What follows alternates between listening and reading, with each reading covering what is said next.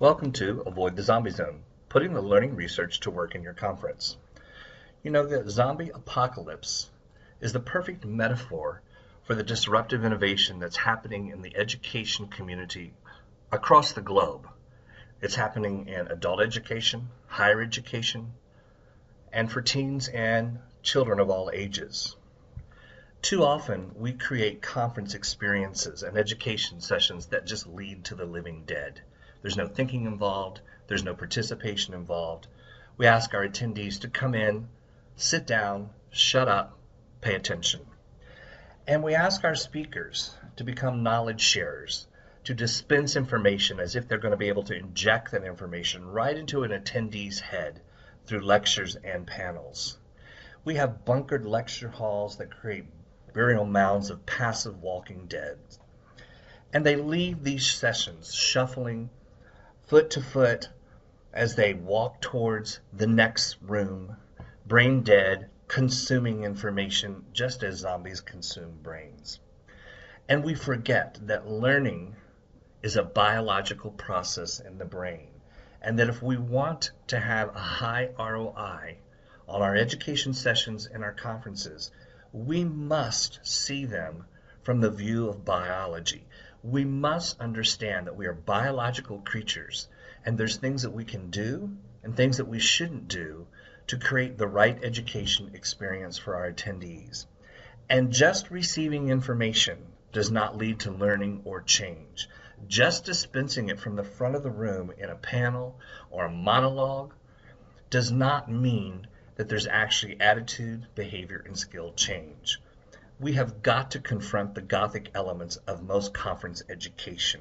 We have to realize that we are romantically fascinated with the dynamics of lecture lunacy and our wasted efforts to create change. Attendees don't sit and get when they attend our conference sessions. They have to be actively involved. The biology says they must be involved in thinking, they must be involved in doing something, or they become the walking dead. And as conference organizers, we need to diagnose, rally resistance, produce inoculation, and develop antidotes to walkers, as many in the zombie culture would call them. We need to find ways that go against creating the walking dead, the living dead. Otherwise, we're going to end up with the revenge of the zombie, where the walking dead just take over. And we have to realize that often our education sessions are nothing more than moments of ignorance and forgetting. They come in, open their hands, receive information, walk out, and promptly forget it.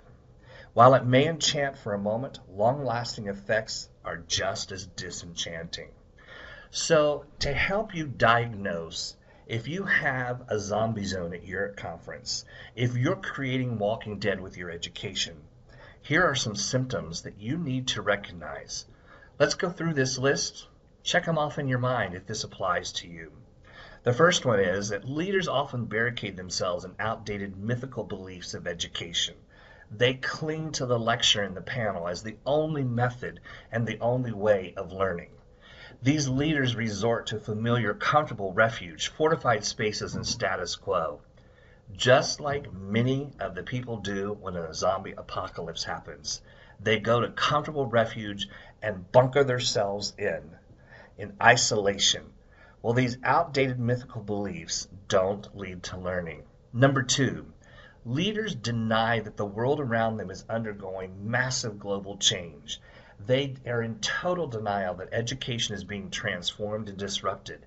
They believe that they learned from a lecture and a panel, so therefore everybody else should learn the same way. They don't recall that when they were in school, they had to study to learn the information, even though the teacher had lectured to them for 60 minutes, that they didn't walk out of that session having obtained that and being able to practically apply it. Number three symptom, leaders try to revive the past with zombified processes to select topics and speakers. They don't even realize that in doing so, they become zombies themselves, using outdated methods that didn't work in the first place. Number 4, attendees are zombie learners, never thinking or actively participating. They are passive sponges. Back to that hypodermic needle where we think we can inject it in their brains and control their thinking. Well, we know that doesn't work. Number 5 symptom. The intellectual inquiry, pair or threesome discussions, reflective exercises, and audience participation are seen as hallucinatory absurdities.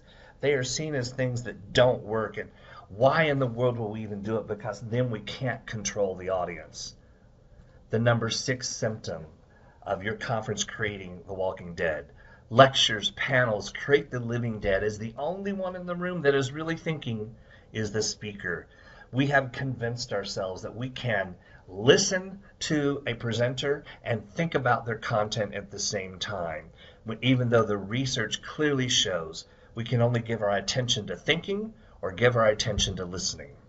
The number 7 symptom. Zombie hordes shuffle from session to session as if they are the sleepwalking dead.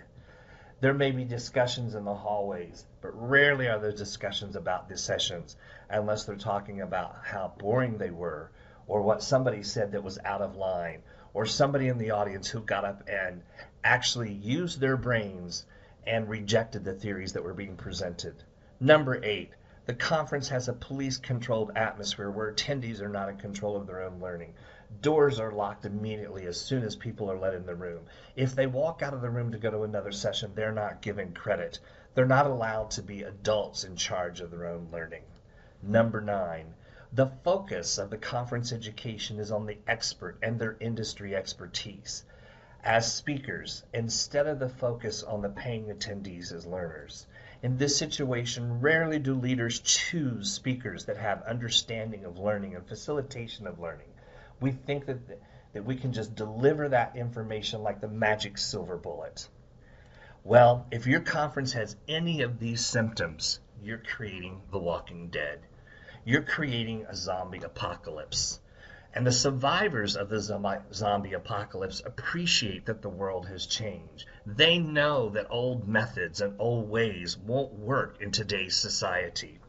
And it's vital for you as a conference organizer and a meeting professional to understand that the old education methods are dead. We have the data, the evidence, the research to show they never really worked. Remember, if your conference has a zombie infection, you must act, and you need to act fast.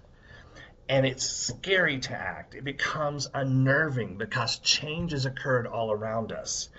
And yet we fear doing anything differently, but we expect different results. What we have to face is that there has been death, which confronts us with the fact that something we long held dear, maybe mom, cousin June, or maybe a coworker, has actually been infected with the zombie disease, and they're not the same.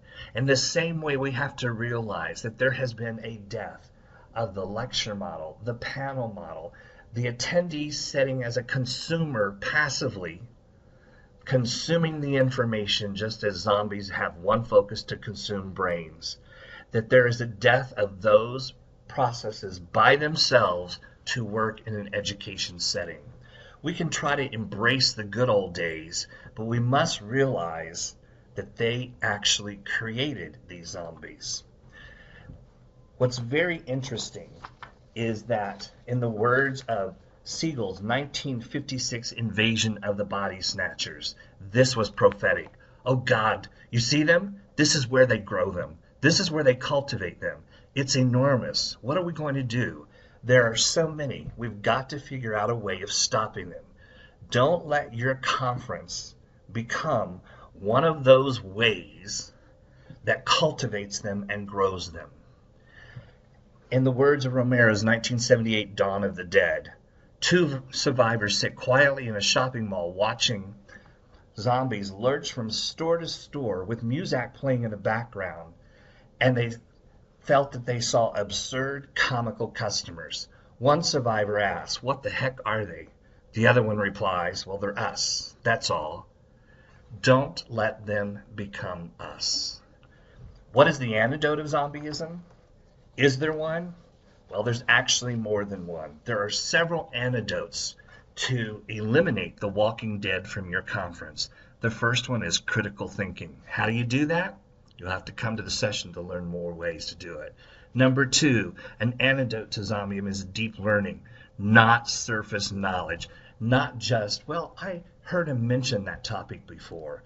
Number 3 is focusing on the attendee, uncovering content and figuring out how to practically apply it, not just listening to content covered by the speaker. Number 4, another antidote is using evidence-based education methods, not the traditional lecture and panel that by themselves just create dying corpses in the rooms. Number 5, authentic learning, not mimicry, which is what we did as children. We learned to assimilate information by watching our parents and watching other adults, and we would mimic them. And we discovered that that actually wasn't true authentic learning.